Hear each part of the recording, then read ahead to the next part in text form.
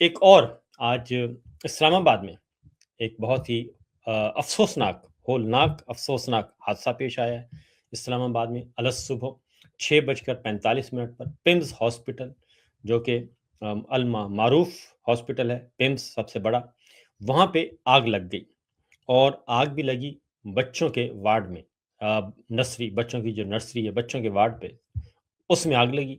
اور کوئی کمپریسر پھٹا ہے یہ کہا جا رہا ہے، لیکن اس کا نقصان بہت ہوا ہے،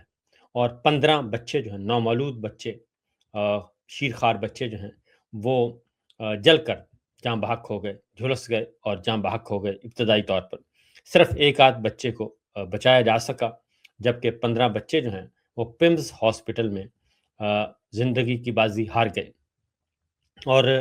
یہ وہی پمز ہاسپٹل ہے جہاں پہ چند دن پہلے عمران خان صاحب کو لے جایا گیا تھا مبینہ طور پر، اور رات کی تاریکی میں، تو یہی وہی پمز ہاسپٹل ہے۔ تو بہت بڑا پمز ہے، ہاسپٹل ہی بہت بڑا ہے، بہت سرکاری ہے، تمام فیسلٹی موجود ہیں، لیکن یہ کیسے ہوا آپ یہ دیکھ رہے ہیں کہ شیشے توڑ کے وہاں پہ جو فائر فائٹر ہیں وہ گئے ہیں، اور وہاں تک ایکسس حاصل کی ہے۔ 6:45 پہ صبح یہ واقعہ پیش آیا ہے، اور اب ہوئے ہیں 9:07 ہوئے ہیں۔ تو ابھی بھی وہاں پہ کاروائی جاری ہے، ریسکیو آپریشن جاری ہے۔ یہ ایک افسوسناک سانحہ ہے جو کہ آج صبح صبح اسلام آباد اور راولپنڈی کے مقینوں کو، تو جن فیملیز کے شیرخوار بچے، نومولود بچے جاں بحق ہوئے، ان سے ہمارے یہ تعزیت ہے، تعزیت کا اظہار ہے۔ اللہ تعالیٰ ان کو صبر دے، اور خاص طور پہ ماؤں کو، جنہوں نے ان بچوں کو ایک مشقت کے بعد جنم دیا، اور اس کے بعد وہ زندگی کی بازی ہار گئے تمام کے تمام بچے۔ اللہ تعالیٰ صبر جمیل عطا فرمائے جی۔ آگے بڑھتے ہیں دیگر خبروں کی طرف۔ پولیٹیکل نوعیت کی خبریں جو ہیں وہ یہ صورتحال جو ہے اسلام آباد کے پمز ہاسپٹل میں جی، آگ نرسری میں جی ایئر کنڈیشن کمپریسر پھٹنے سے لگی ہے، اور ہسپتال حکام کے مطابق، اور آگ لگنے کے وقت نرسری میں 16 بچے موجود تھے۔ لیڈی ڈاکٹر صرف ایک بچے کو بچا سکی، جبکہ 15 بچے جاں بحق ہو گئے۔ یہ سرکاری طور پر بھی آگاہ کر دیا گیا ہے، اور تمام اس وقت بریکنگ سٹوریز جو ہیں اس افسوسناک واقعے کی رپورٹنگ ہو رہی ہے۔ تو بہت ہی افسوسناک واقعہ، جتنا بھی کیا جائے جی اظہار، کیونکہ از خود ایک آگ میں جلنا اور پھر یہ حادثہ ہو جانا، تو اس کی تحقیقات یقیناً ہوں گی، اور دیکھتے ہیں کہ کسی رسپانسیبل کو سزا ملتی ہے یا پھر نہیں ملتی۔ آگے بڑھتے ہیں جی، اب آتے ہیں ذرا بڑی خبروں کی طرف، اور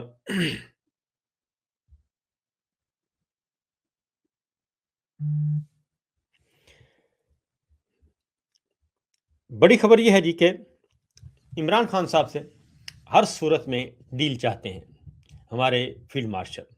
اور ابھی کوئی ڈھکی چھپی بات نہیں ہے، اور ایٹ اینی کاسٹ وہ کہتے ہیں کسی بھی صورت میں آپ ڈیل کر لیں ہم سے، اور ڈیل کے بدلے میں وہ کیا مانگ رہے ہیں اس کی طرف بھی آتے ہیں۔ لیکن پاکستان تحریک انصاف کے لیے کچھ عرصے سے دروازے کھلنا شروع ہو گئے ہیں، اور ایک تبدیلی، نمایاں طور پر تبدیلی نظر آ رہی ہے، اور خاص طور پہ پہلے تو اڈیالہ جیل کے دروازے کھلے، اور اب پچھلے تقریباً 10 دنوں میں نورین نیازی صاحبہ کی 2 ملاقاتیں ہوئیں عمران خان صاحب سے، ڈاکٹر عظما کی ملاقات ہو چکی ہے، اور ڈاکٹر فیصل سلطان کی ملاقات ہو چکی ہے۔ یہ ملاقاتیں تو عمران خان صاحب سے ہو چکی ہیں، اور اب دوسری جانب ان کو پمز ہاسپٹل لے جایا گیا، وہ تنازع ابھی تک موجود ہے، اور اس پمز ہاسپٹل میں لے جانے کا معاملہ اور شفا ہاسپٹل میں نہ لے جانے کا معاملہ، سپریم کورٹ کے فیصلے پر عمل نہ کرنے کا معاملہ، اس بارے میں محسن نقوی صاحب کے ذریعے پاکستان تحریک انصاف کی قیادت کو اور عمران خان صاحب کی فیملی کو، میں پورے وثوق سے کہہ رہا ہوں کہ عمران خان صاحب کی فیملی کو اور پاکستان تحریک انصاف کی لیڈرشپ کو، field marshal general Asim Munir صاحب کی طرف سے محسن نقوی صاحب نے یہ میسج کنوے کیا ہے کہ اب ہم اس معاملے میں ہمارا کوئی قصور نہیں ہے، اور اس میں جو رکاوٹیں کھڑی کی گئیں اس کے ذمہ دار شہباز شریف صاحب ہیں، مریم صاحبہ ہیں، نون لیگ ہے، اور آل شریف ہیں، اور ہمارا موقف بڑا واضح تھا کہ سپریم کورٹ کے فیصلے پر عمل کیا جائے، لیکن فیصلے پر عمل نہیں کیا گیا۔ تو یہ میسج کنوے ہو گیا، اور اس کے بعد پھر عمران خان صاحب سے کل جو ملاقات ہوئی نورین نیازی صاحبہ کی، وہ 2 گھنٹے ملاقات رہی، اور واپسی پہ نورین نیازی صاحبہ بھی بہت خوش نظر آئیں، اور ڈاکٹر عظمیٰ بھی بہت خوش نظر آئیں، کیونکہ نورین نیازی صاحبہ کو بتا دیا گیا، انہوں نے اپنی بہن کو بتا دیا ہوگا عمران خان صاحب کی سچویشن کے بارے میں۔ سب سے پہلی بات تو یہ ہے کہ ایک طویل عرصے کے بعد، تقریباً 9 مہینے کے بعد، یہ ملاقاتوں کا سلسلہ شروع ہوا اور قید تنہائی ختم ہوئی۔ تو نورین نیازی صاحبہ کو اگر ہم دیکھیں تو کل ہم دکھا بھی چکے ہیں، تو کل اگر آپ دیکھیں تو بہت خوش تھی، اور اس کے بعد یہ کہ انہوں نے دروازے بند کر دیے، اپنی گاڑی کے شیشہ بند کر دیا، اور انہوں نے یہ کہا کہ ہمیں جیل کے اندر سے ہی کہا گیا تھا کہ آپ نے گاڑی کا شیشہ جو ہے وہ نہیں کھولنا، یہ ابھی کچھ دیر کے بعد بتا بھی دیں گے آپ کو۔ تو انہوں نے کہا کہ شیشہ نہیں کھولنا، ہم نے بات نہیں کرنی، اور بہت زیادہ خوش نظر آئیں ڈاکٹر عظمیٰ بھی اور نورین نیازی صاحبہ بھی۔ تو اس سے اندازہ ہوتا ہے کہ اچھی خبریں موصول ہو رہی ہیں عمران خان صاحب کی بہنوں کو۔ یہ ذرا سنیے گا جی۔ منع کیا، میں کچھ کیا ہوا منع کیا میں نے آپ کو بھی منع کیا ہوا ہے؟ جی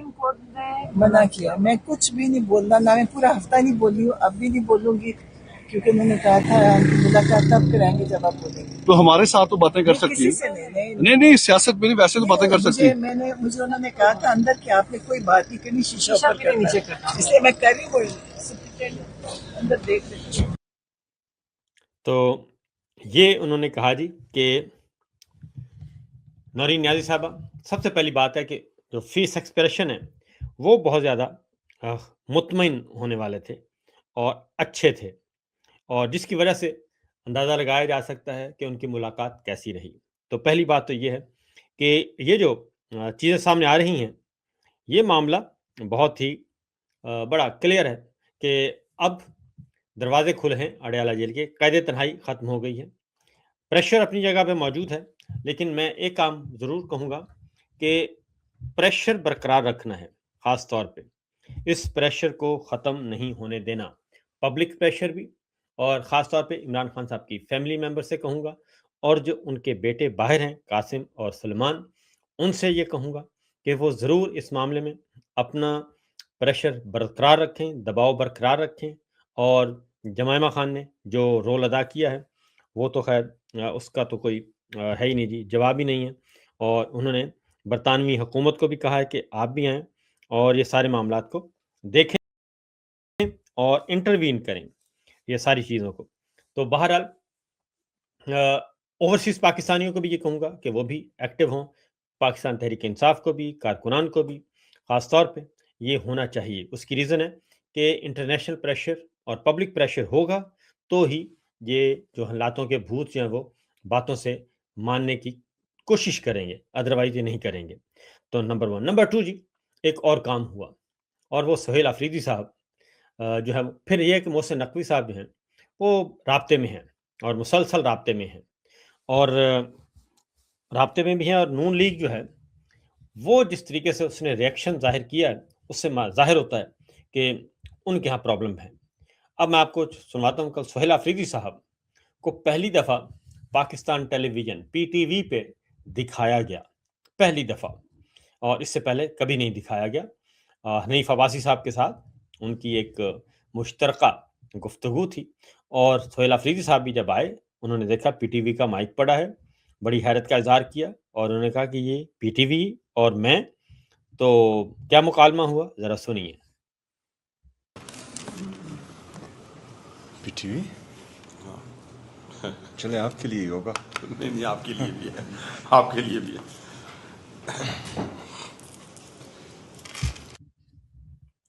تو اس کو ذرا جی دوبارہ دکھائیے گا تاکہ وہ کہتے ہیں کہ یہ PTV ہے جی۔ PTV چلے آپ کے لیے ہی ہوگا، نہیں آپ کے لیے بھی ہے، آپ کے لیے بھی ہے۔ تو یہ وہ کہتے ہیں جی کہ یہ پی ٹی وی ہے اور یہ آپ کے لیے ہوگا، تو حنیف عباسی صاحب نے کہا نہیں یہ آپ کے لیے ہے۔ تو یہ ایک تبدیلی آئی ہے اور پی ٹی وی پہ، اور یقیناً عطا تارڑ صاحب اور ان کے لیے بڑے مسائل بنیں گے کہ یہ کیسے ہو سکتا ہے کہ سہیل آفریدی کی کوریج جو ہے وہ پی ٹی وی پر ہو۔ بہرحال جب بھی موسم تبدیل ہوتا ہے تو پھر پتہ نہیں چلتا، اور موسم کی تبدیلی جو ہے وہ فیل کی جا رہی ہے، اور فیل بھی کون کر رہا ہے؟ نون لیگ خاص طور پہ۔ پاکستان پیپلز پارٹی کو اتنا مسئلہ درپیش نہیں ہے، مولانا فضل الرحمان صاحب کو بھی مسئلہ درپیش نہیں ہے، ایم کیو ایم نے بھی کوئی اعتراض ابھی تک نہیں کیا، لیکن نون لیگ جو ہے ان کی چیخیں نکلی ہوئی ہیں۔ نون لیگ تو یہ بھی چاہتی ہے کہ محسن نقوی صاحب کو بلایا جائے اور توہین عدالت ان پہ لگائی جائے، کیونکہ وہ رسپانسبل ہیں شفا ہاسپٹل نہ لے جانے پہ۔ اب یہ بھی کہہ نون لیگ اوپنلی کہہ رہی ہے کہ بھئی محسن نقوی کا معاملہ ہے، ہمارا کیا معاملہ ہے؟ تو بہرحال آنے والے دنوں میں آپ دیکھیں گے کہ کیا صورتحال بنتی ہے، اور مسئلہ یہ ہے کہ عمران خان صاحب سے ہر معاملے میں ہر صورت میں ڈیل چاہتے ہیں، اور ڈیل کے بدلے صرف ایک بات ان سے مانگی جا رہی ہے۔ میں آپ کو پورے وثوق سے کہہ رہا ہوں، یہ ساری باتیں فضولیات ہیں جی۔ جو پہلے تو ہوتا تھا جی عمران خان ختم شد، وہ ختم شد والا بیانیہ بھی ختم ہو گیا، پھر وہ اڈیالہ کا معاملہ بھی ختم ہو گیا۔ اب توہین عدالت کی درخواست جو ہے وہ 16 ستمبر کو لگی ہے، 16 ستمبر کو سماعت کے لیے مقرر ہوئی ہے، اور 27 ستمبر ہے لانگ مارچ کی ڈیٹ، 25 ستمبر ہے کسانوں کی لانگ مارچ کی ڈیٹ، اور اس کے بعد جماعت اسلامی بھی موجود، مولانا فضل الرحمان صاحب بھی شریک ہو سکتے ہیں۔ 27 ستمبر سے پہلے 16 ستمبر کو ڈیٹ فکس ہوئی ہے، کیونکہ ججز اویلیبل نہیں تھے۔ توہین عدالت کی درخواست کی بات کر رہا ہوں، اور اس دوران کچھ اور ڈیولپمنٹس ہو سکتی ہیں، اور بات چیت آگے بڑھائی جائے گی، ڈیفینیٹلی بڑھائی جائے گی۔ اور ایک چیز مانگی جا رہی ہے عمران خان صاحب کے ساتھ، عمران خان سے، کہ ہمارے ساتھ معاملہ ٹھیک کر لیں۔ باقی انہوں نے کہا جی پولیٹیکل پلیئرز جو بھی ہیں، آپ کا پولیٹیکل ایجنڈا ہے، پولیٹیکل منشور ہے، اس کو آپ لے کے آگے بڑھیں، لیکن ہمارے ساتھ معاملہ، میرے ساتھ معاملہ ٹھیک کر لیں، بس مجھے آپ شیورٹی دے دیں کہ مجھے آپ نے کچھ نہیں کہنا۔ تو دیکھتے ہیں کہ چیزیں جو ہے وہ گارنٹر کون ہوتا ہے، اور کس نوعیت کی گارنٹی آتی ہے، اور کیسے طے کیا جاتے ہیں چیزیں، انٹرنل پلیئر ہوں گے یا انٹرنیشنل پلیئر ہوں گے۔ اس کی ریزن ہے کہ حالات و واقعات بے قابو ہیں، اور پاکستان کی صورتحال انتہائی مخدوش ہے۔ بنو میں پولیس اور فوج جو ہے وہ آمنے سامنے آ گئے، اور وہاں پہ کشیدگی پائی جاتی ہے۔ بنو پولیس نے کچھ ویڈیوز ریکارڈ کر لیں، ان کے پاس ویڈیوز ہیں کہ کس طریقے سے دہشت گردوں کو اور قلعدم تنظیموں کے لوگوں کو لا کے بٹھایا جا رہا ہے، اور وہاں پہ، اور وہ احتجاج پہ بھی ہیں، یہ بھی چل رہا ہے۔ بلوچستان کل پھر 6 مزدور جو ہیں ان کو اغوا کر کے مار دیا گیا، شہید کر دیا گیا۔ بلوچستان کا معاملہ ہے۔ کشمیر آپ کے ہاتھ میں نہیں ہے، وہاں پہ ایک آگ لگی ہوئی ہے، خون کی ہولی ہے۔ آپ کے سامنے میں کچھ چیزیں آپ کو دکھاتا ہوں۔ یہ جو 15 دن پہلے جی ایک خبر آئی تھی کہ جی ایچ کیو پہ ایک حملہ ہو گیا ہے، اور ایک خبر دی گئی، اور اس کے بعد اس کی فوٹیج جاری کی گئی، خبر بھی جاری کی گئی، ٹی وی چینلز کو بھی کہا گیا، ایک بیانیہ بنانے کی کوشش کی گئی، اور اب